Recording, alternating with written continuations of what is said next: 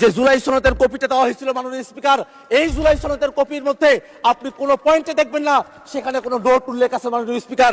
এই যে নোটের বিষয়বস্তুটি জুলাই সনদের মধ্যে অন্তর্ভুক্ত করা হয়েছে মাননীয় স্পিকার, এই বিষয় নিয়ে ঐক্যমত্য কমিশনে কোনো আলোচনা হয় নাই। ঐক্যমত্য কমিশন আমাদেরকে যে জুলাই সনদের খসড়া প্রণয়ন করেছিল সেই খসড়ার মধ্যে এটা ছিল না। কোনো একটা দল বা কোনো একজন ব্যক্তি এই সংসদ প্লাজার সামনে এসে নিজের মতো করে এই নোটটি সেখানে অন্তর্ভুক্ত করেছিল যাতে জাতির সঙ্গে প্রতারণা করা যায়। মাননীয় স্পিকার, আমরা এই বিষয়ে ঐক্যমত্য কমিশনের যারা দায়িত্বশীল আছেন এবং এখানে আপনারা যারা আছেন তাদেরকে তদন্ত করে এই নোটটি কারা অন্তর্ভুক্ত করেছিল সেই ব্যাপারে আমরা খোঁজ চাই মাননীয় স্পিকার।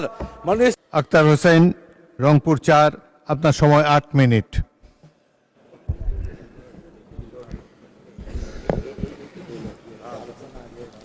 মাননীয় স্পিকার, আপনাকে ধন্যবাদ।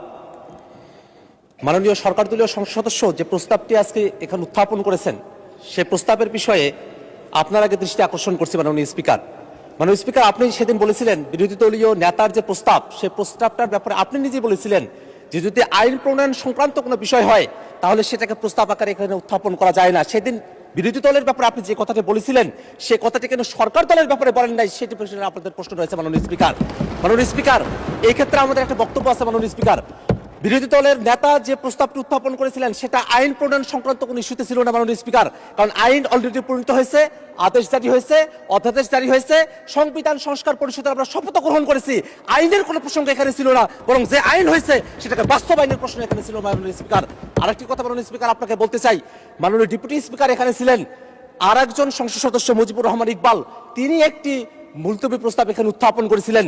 সেই মুলতবি প্রস্তাবের ব্যাপারে সিদ্ধান্ত কি সেটা না জানিয়ে পরের প্রস্তাব এখানে দেওয়া হলো মাননীয় স্পিকার, সেই বিষয়টা আপনার কাছে আমরা জানতে চাই মাননীয় স্পিকার। আমরা একটা কথা খুবই স্পষ্ট করে বলতে চাই, মাননীয় সংসদ সদস্য যে প্রস্তাবটি এখানে উত্থাপন করেছেন সেখানে তিনি বলেছেন যে জুলাই সনদ রাজনৈতিক সমঝোতার দলিল, সেটা সংবিধান সংশোধন, পরিবর্তন, আইন প্রণয়ন, এই বিষয়গুলোর কথা তিনি সেখানে বলেছেন এবং বলেছেন এটা বাস্তবায়নের পথরেখা কি হতে পারে সেই নিয়ে আজকের এই মুলতবি প্রস্তাব।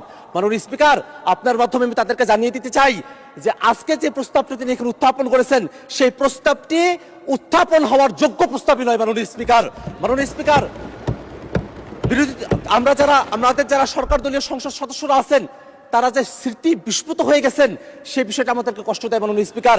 আমাদের মনে রাখা প্রয়োজন 31শে জুলাই যেদিন ঐক্যমত্য কমিশনে সংস্কারের প্রস্তাবনাগুলো নিয়ে আলোচনা কনক্লুশন হলো, সেই দিনই সেই বৈঠকেই বাস্তবায়নের বিষয় নিয়ে কি আলোচনা হতে পারে সেটা নিয়ে সকল রাজনৈতিক দল আমরা সেখানে প্রস্তাব উত্থাপন করেছিলাম।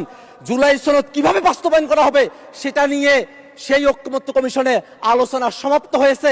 সেই আলোচনার ফলাফল আজকে বিএনপি মানতে চায় না। এই কারণে আজকে বিএনপি ব্যাক স্পেসে তারা পেছনের দিকে তারা ফিরে যেতে চায় মাননীয় স্পিকার।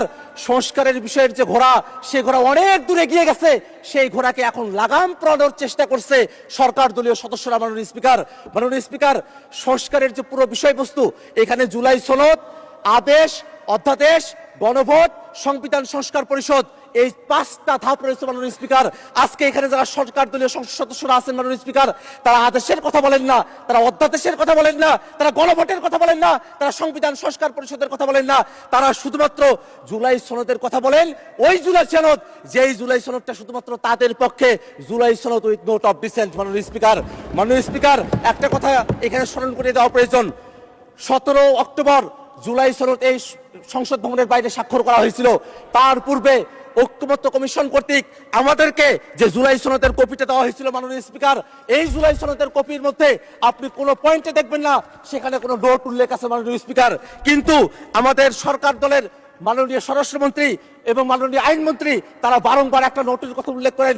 সেই নোটটা হচ্ছে অবশ্য কোন রাজনৈতিক দল বা জোট তাদের নির্বাচনী ইশতেহারে উল্লেখপূর্বক যদি জনগণের ম্যান্ডেট লাভ করে তাহলে তারা সেই মতো ব্যবস্থা গ্রহণ করতে পারবে। এই যে নোটের বিষয়বস্তুটি জুলাই সনদের মধ্যে অন্তর্ভুক্ত করা হয়েছে মাননীয় স্পিকার, এই বিষয় নিয়ে ঐক্যমত্য কমিশনে কোনো আলোচনা হয় নাই। ঐক্যমত্য কমিশন আমাদেরকে যে জুলাই সনদের খসড়া প্রণয়ন করেছিল সেই খসড়ার মধ্যে এটা ছিল না। কোনো একটা দল বা কোনো একজন ব্যক্তি এই সংসদ প্লাজার সামনে এসে নিজের মতো করে এই নোটটি সেখানে অন্তর্ভুক্ত করেছিল যাতে জাতির সঙ্গে প্রতারণা করা যায় মাননীয় স্পিকার। আমরা এই বিষয়ে ঐক্যমত্য কমিশনের যারা দায়িত্বশীল আছেন এবং এখানে আপনারা যারা আছেন তাদেরকে তদন্ত করে এই নোটটি কারা অন্তর্ভুক্ত করেছিল সেই ব্যাপারে আমরা খোঁজ চাই মাননীয় স্পিকার। আর একটা বিষয় একটু বলে রাখা প্রয়োজন, মাননীয় স্পিকার, মাননীয় স্পিকার, জুলাই সনদ বাস্তবায়ন আদেশ কোথায় থেকে তার ভিত্তি আসলো, কোথায় থেকে তার আইনগত বৈধতা পাওয়া গেল, সেই প্রশ্নটা এখানে অনেকে করছেন মাননীয় স্পিকার। কিন্তু জুলাই সনদ আদেশটা তারা যদি পড়তেন, সেই জুলাই সনদ আদেশের একেবারে প্রিয়েম্বলের মধ্যে বলা আছে জনগণের সার্বভৌম ক্ষমতা এবং অভিপ্রায়ের বহিঃপ্রকাশ হিসাবে এই জুলাই সনদের যে আদেশ, সেই আদেশটা জারি করা হয়েছিল মাননীয় স্পিকার।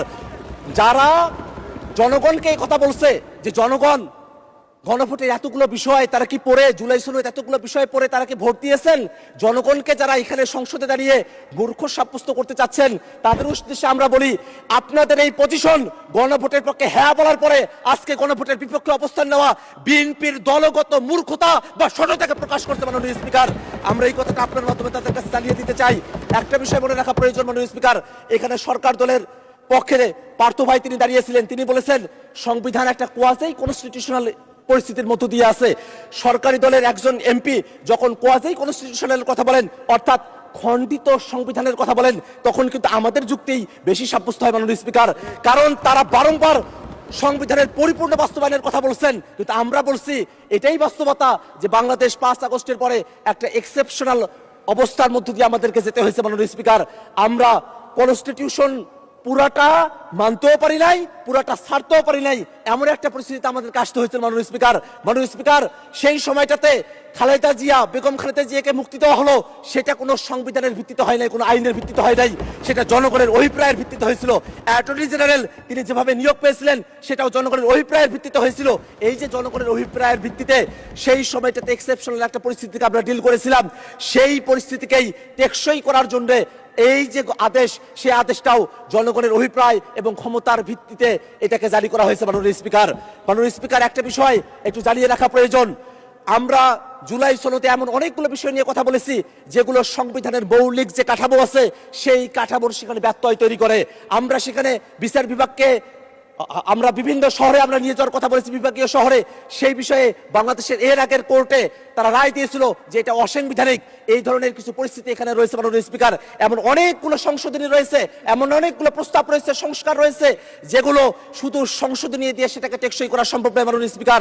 সে কারণে ঐক্যমত্য কমিশনে আমরা জাতীয় নাগরিক পার্টির পক্ষ থেকে দাবি করেছিলাম গণপরিষদের মাধ্যমে নতুন একটা সংবিধান করতে হবে।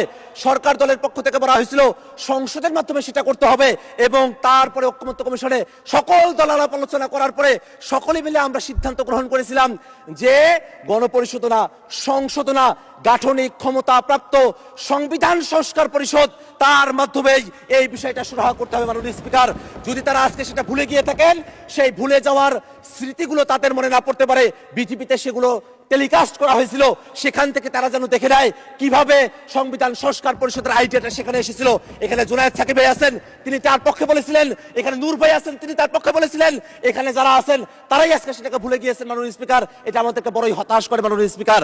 মাননীয় স্পিকার, আমি 1 মিনিট সময় বাড়িয়ে চাচ্ছি আপনার কাছে মাননীয় স্পিকার। মাননীয় স্পিকার, ওকে, 1 মিনিট বাড়িয়ে দেওয়া হলো, 1 মিনিটের মধ্যে শেষ করবেন, তখন মাইক অফ হয়ে যাবে।